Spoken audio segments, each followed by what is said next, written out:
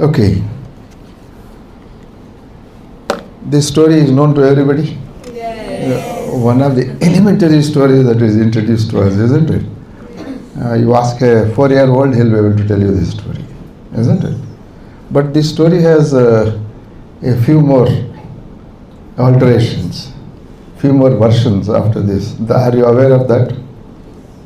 Okay, so now that I'm in the storytelling mood, I'll tell you this story. This is a story. The hare goes and challenges the tortoise to come for a race. Both of them race. The hare gets complacent and very overconfident. It's resting. Then through hard labor it goes. And then thereby the idiom got generated in English. Slow and steady wins the race. Is it? Slow but steady it should be actually. Slow but steady wins the race. So it happened. Now rabbit is shocked. How can tortoise beat me in a race? So what it does, next time it says, come on, this time let us do. This time it is very alert. Very alert. It does not sleep anywhere. Agar sona raha to pura khatam karne ke bas wahi, beyond the finishing line. It goes and does it. So naturally it wins, isn't it? Now the third aspect comes in this. Third aspect is, okay, third aspect, the slide is missing. Anyway, I'll explain it to you. Third aspect is, the tortoise comes and tells rabbit, okay, you are a master at running, but still I want to have a race with you. Can you come? Yes. He said, chalo, aayenge. Both of them start racing. This time tortoise wins the race, third time. You know what tortoise did? Tortoise very carefully chose the course, the race course, in such a way that partly they had to run on land and there is a water body. They had to cross that and go to reach the finishing line. In its overconfidence, rabbit again commits the same mistake as it did in the first race.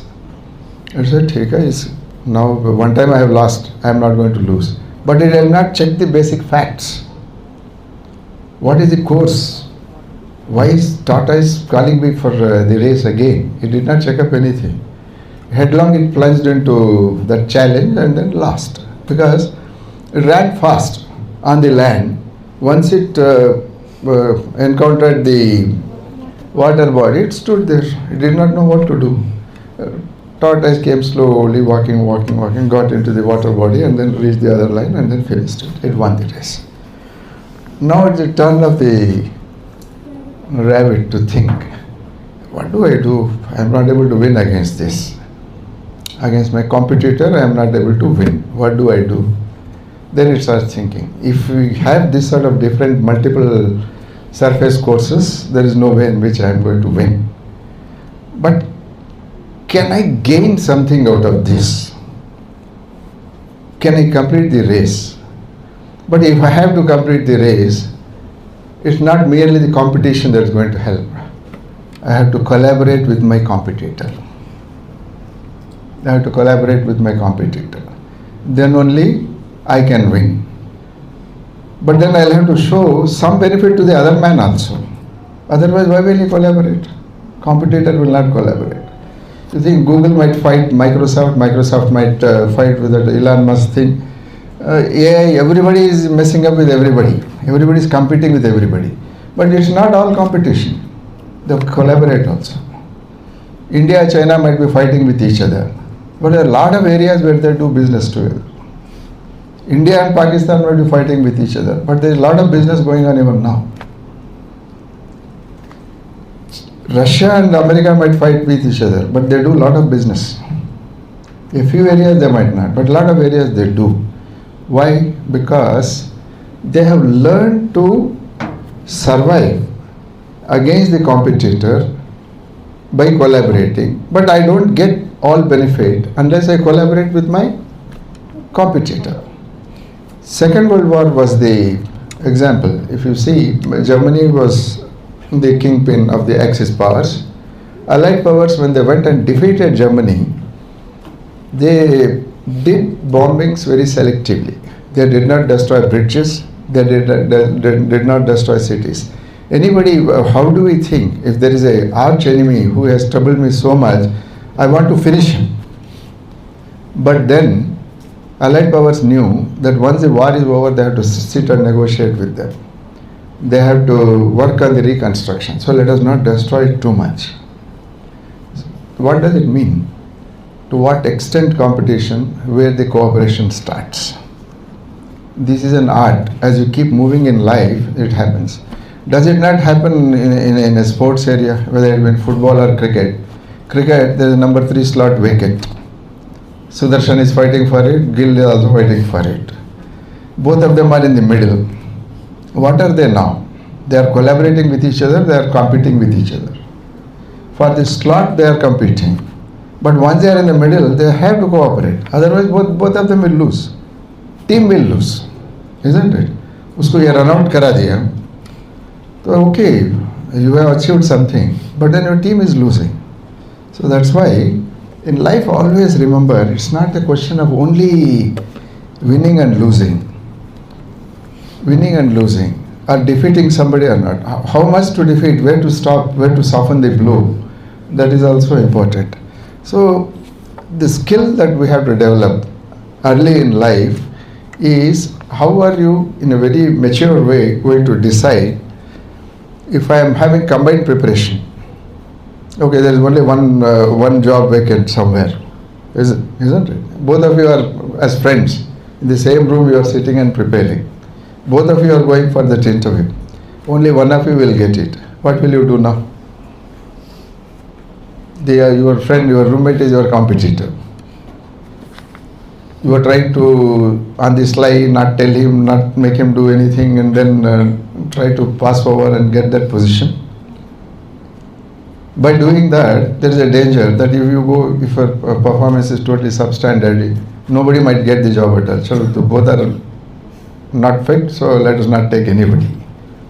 A lot of situations where you have to sit in your peer group and discuss ideas and help him. Without helping him, he will not help you. He knows something, you know something else. Without sitting and discussing among yourselves, how do you do? Tomorrow he might be a competitor, but you need his help. Am I right? So for the success also, how to draw on the strength of the opponent, an adversary, is very, very important.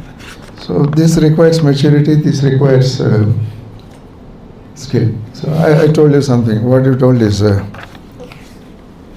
shown in this slide. Can you recognize that lady on top? These bottom two probably most of us will be able to do. With the top two, pole vault, yes. The sport is pole vault, but the lady is on Isambayeva.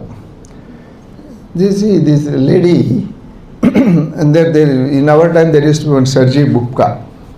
Some of you who are inclined towards sports would have known. He is the ultimate pole vaulter. He set a record and broke that record and then broke that record. He kept on breaking his own records and taking it up. But this lady is surpassed. Actually, because of the physical strength and all that, the men's records are far stronger than the women's record. That's biological.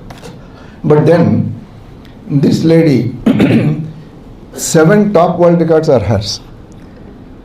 When this is a very good example of excelling, I'm giving out my best. So I have set a record of maybe about 7 meters, 8 meters, I have done it.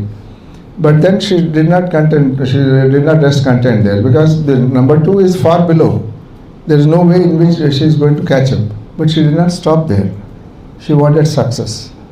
She wanted more success. More success is what for her? If I have done 6.18 meters last time, if I do 6.18, it's not success for me. That does not give me joy, happiness. I have to do more than that. So like that she kept on doing 7 times she did this. This gentleman, Roger Federer, I had the good fortune to meet him and talk to him for 20 minutes in Delhi when he came once to play what is called IPTL a few years back. My batchmate was Commissioner of Police Delhi at that time. I made a request. I am very passionate about tennis. I played for 40-45 years. I said, all of them are coming, the top 10-20 players. He was coming, Nadal, Djokovic, Sampras, and all of them are there. I said, I want to come and spend 20-25 minutes in the dressing room. I think a little personal aside I can tell you there. I went there. Sanya was coming out of the line. Uncle, कब आए uncle कब? बेटा रुक जाओ थोड़ी देर. I'm come for आपसे मिलना रहा हैदराबाद में मिल लेता हूँ यहाँ पे छोड़. Let me meet these people. I went and met and talked to him. I know a lot of his personal life, his sports philosophy, his personality. I asked him a few things. And such a down-to-earth, such a humane person, he kept on very patiently answering. One of the things I asked him, say, look, you are one tennis player whom I have seen, who never have thrown a racket, who never have shown disgust in your face when you have lost a point, or too much of elation when you have scored a point. He told me two very important things. When I go into the field and play, I never play against the opponent. I play against myself. Have I done better than what I did last time? 3%, 4%, 5%. Am I better compared to the last time?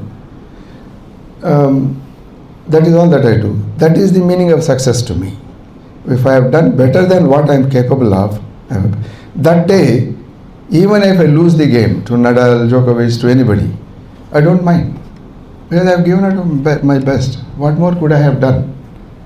So it's okay. Today is his day, he has won. In sport it happens. Someday I win, someday somebody else wins. So it does not matter to me at all. So that's how I'm able to maintain what is called equanimity. In Indian philosophy, in every religion it is there. Even in Islam we talk about it. In Sanskrit, if you have to use the word, they call sthita prajna. Means not elated by success, not totally depressed by failure. A state of mind. मैं जिंदगी को उस मुकाम पर लेता चला गया. गाना है ना? So, I don't know, it's a very old song. हम दोनों Devanand song. That's a good song. जो मिल गया उसी को मुकद्दर समझता चला गया. जो whatever I lost, I kept on forgetting about it. I took my state of mind to such a situation where success and failure does not matter to me anymore. I only judge myself based on what I have given, whether I have given my best or not. That is all there is. Sachin Tendulkar also is another creature. Even when he became the world's best batsman, he kept on upping his this thing through sheer hard work. He is very close to me. I have met him many times. In Hyderabad, when he comes and demands authentic Hyderabadi cuisine, which I provide at my home to him. So first time I met him was in 1999 when I was Commissioner of Police Vizag. He came with the team to play One Day International against Australia. 4 evenings, successive evenings we met at that time. One day when I went to the hotel to meet him, you know what he was doing? By then he was the world's best batsman. He was at the peak of his form in 1988 to 2002-03, around that time. All his records, averages came up during that time. When I went there, he was standing in front of that wardrobe mirror, and then there was a dot, there were 2 lines in between, there was a dot on the ground. He's swinging the bat. I told him, what are you doing? He said, sir, I'm just trying to practice concentration. How do you do that? I said, 2,000 times I have to take my foot forward, right foot forward, and then swing the bat. When I swing the bat, top of my eye, the dot, the handle top has to come in one line, and the bat has to swing in between these 2 lines. 2,000 times I had to do. Then I asked him, so now what happens if you don't do? Wherever I stop, I have to start again and do another 2,000 times. How long have you been doing this? Last 3.5 hours I have been doing this. So that is the type of intense concentration, intense mastery they develop before they become masters. The problem with us is, we see a successful man and start envying him. He is so successful, he has millions and millions, he has this, he has that. But what years and years of effort, talent, everything that has gone into that, that is also to be appreciated. If we can get those qualities from these great people, we can also become that. I don't know how many are aware, his own childhood friend, one Vinod Kambli was there. Both of them, they held the record, 614 runs partnership in the school games in Mumbai. Sachin always tells he was exceptionally gifted and talented. Who? Vinod Kambli. But then, and he was the first one to have 3 double hundreds in 3 successive tests. Both of them were playing together. Very talented left-hander. But then he destroyed himself. Success went to head, drinking, lot of other bad habits. And now the situation is that when he is laid up in hospital, Sachin has to pay his hospital bills. His own friend, whom he rated him above himself. But then, lack of discipline, lack of hard work, lack of planning, destroyed. I can give any number. I have studied only in government schools. I can tell you any number of examples from my own classmates and friends who were better than us in studies, in examination marks, etc. But where are they? When I became Director General of Police, there are at least about 10, 12 of my friends who were constables, head constables, sub-inspectors. When I was the Chairman and Managing Director of Road Transport Corporation, APSRTC, when I went to a place on a visit, 2 boys came, they had grown up, they came and met me, 2 my classmates. One was a mechanic, second was a foreman. I said, you were such a brilliant fellow, why did you not try for something else? No guidance, and he himself did not put enough effort to know what is happening. Life became directionless, and then whatever, that was his destiny, isn't it? So that's why at this age, this is the age you will have to work for your success. Success will not come easy. To nobody it has come easy. Remember this. To nobody it has come, whether it be a scientist or a professor or a politician. Somebody become prime minister, somebody become chief minister. You may think KCR suddenly became chief minister. We have seen how many years he has toiled. 20 years. Almost went up to a deathbed also, isn't it? I was Commissioner of Police at that time when we brought him and put him in NIMS, admitted him. So, subsequently what they did with that success, I am not getting into that. How they tried to convert into something else, I will not get into all those things. But then, the point to be taken is, without hard work, without planning, without great determination, success will not come. Okay? Just be focused on that when you are doing this. This is another thing. See, you have an overall goal. At the same time, you have to split it. Who used that word incremental? One of you said, yeah. It comes stage by stage, isn't it? What does incremental mean? You have set a large goal. This is the position I want to achieve in life. It doesn't, from here to there, you are not going to jump. You are going to go incrementally. In the sense, have you heard of one book called Atomic Habits? Yes. James Clear. Beautiful book. In fact, I recommend all of you read this book. Name is Atomic Habits. It's there on the net. You don't even have to buy it. A lot of examples have been given, a lot of ideas have been discussed in that. How you can elevate life through small habit changes. Word itself is atomic habits. Atom is the smallest being of existence, isn't it? So, by bringing about small atomic changes in your life, how are you going to achieve big successes? See, it simply says, I'm doing something today. I set a target. I'll be 5% better a month later. Maybe in writing skills or in a subject knowledge, whatever it is. Don't try to set. I am at 30 today, I am going to be 70 by a month end. Don't do that. If I am 30 today, I will be at 35. Meaningful, achievable target. With some effort, you will be able to reach there. Isn't it? Now, I can play against another player. If I want to play against Federer, I cannot. I'll give up. So, never set a target too high that you cannot achieve. Not so low that it is very easy to achieve. It should be 100% of your effort plus another 5%, 10%. which should motivate you to work for those 5-10% and then move up.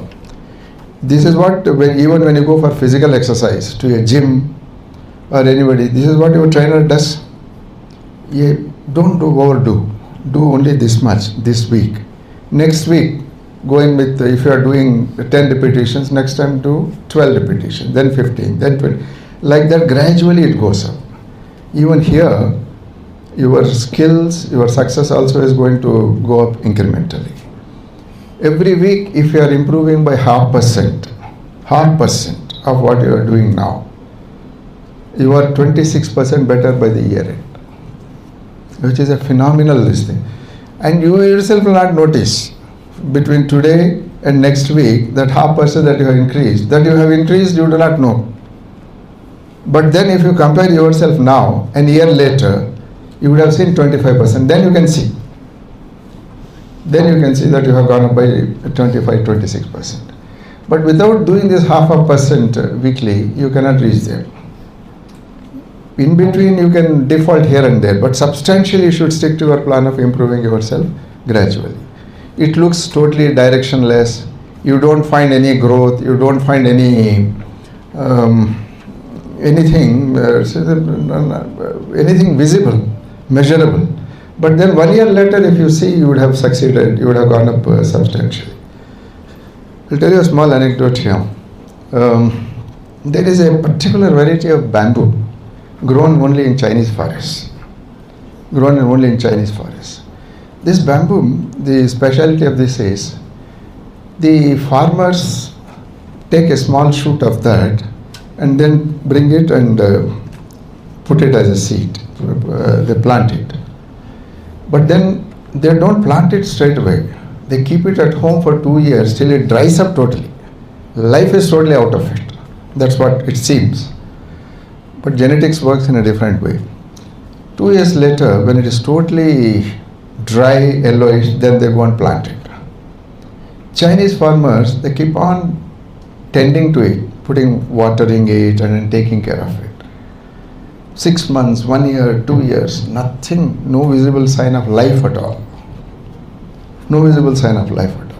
But suddenly a stage comes, after two years or so, they start literally growing, because every week it grows by 4 feet, 5 feet. Suddenly. Do you mean to say that all these 2 years when they were watering was a period of wastage? Had they not done those 2 years, would they have got those results? This is exactly what our lives are.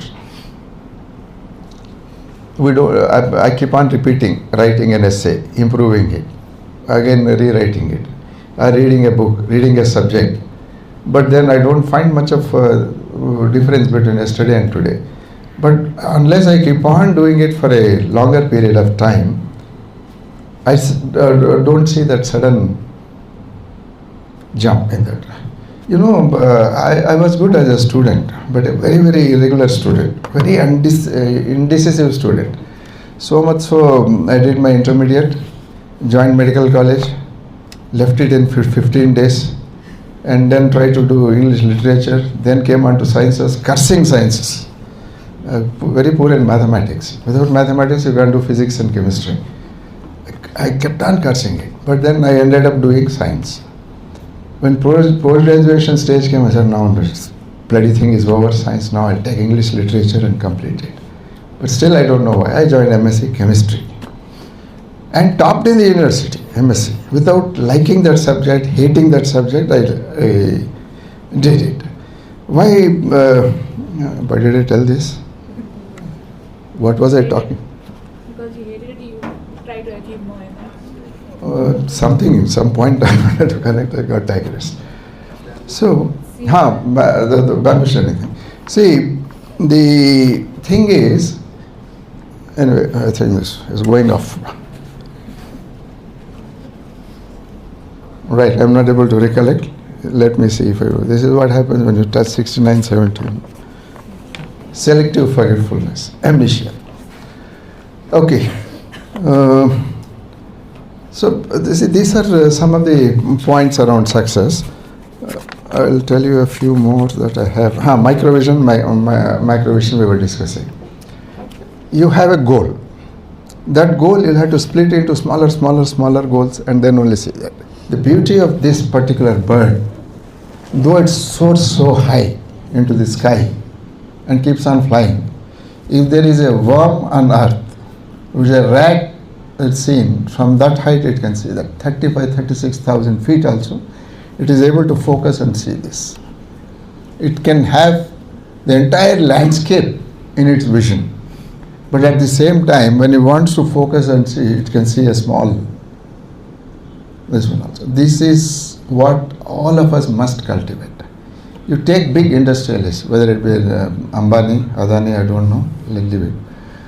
Ambani or Tatas or any one of them, they groom their youngsters to become the CEOs. They hand them over the business empires, industrial empires at very young age. Into 30s, they are made managing directors. But before that, they make them spend time on the shop floors as mechanics, move around with all the workers for years and years. British royalty also does it. Their prince, Charles, might have become king now. But then when he was young, he has to join the army, he has to go to the navy, he has to go and fight a war. God knows whether those wars are justified or not, they'll leave that. But they have to go. They have to face everything and come back. And then only they know the details. This is what is meant by attention to details. Just because you have a big goal, you can't be losing sight of this one. Small ones. Small ones are the ones that make big. Drops make an ocean. You can't miss the trees for the woods. If you have to get into English expressions. So always remember this bird. There is another very important thing that this bird does. I don't know whether you have heard of this. This is a part of its biology. You know, when it comes to the age of 40, 50, it becomes weak. Its beak has become blunted after so much of hunting, so much of hitting against the rocks, etc. It knows that it cannot survive with that body, with that set of feathers, etc. It's not able to give it elevation because wings, feathers also have become weak. You know what it does? It just retreats to a mountain top, into some cave. It plucks off all its feathers. So much so, whole body is bleeding. It does it. Very excruciatingly painful process. It does it. It hits the beak against this one and then destroys its whole beak. Again it's bleeding. It's not able to hunt and get any food. It spends time in that condition for several weeks. But slowly, new feathers start springing. New big, sharper and better one keeps coming. When it comes out, it's totally regenerated. It's a rebirth for it. Then it's able to hunt again, fly, soar to the skies. Shaheen hai tu, है ना? परवाज़ तेरा काम है. And beyond that also there's a lot of it. Allama Iqbal had said that. Anyway, so keep this bird in view always when it comes to having a macro goal and looking at the very, very micro things. Without micro, you cannot achieve anything macro. Okay? Now, I'll totally flip to the other side now.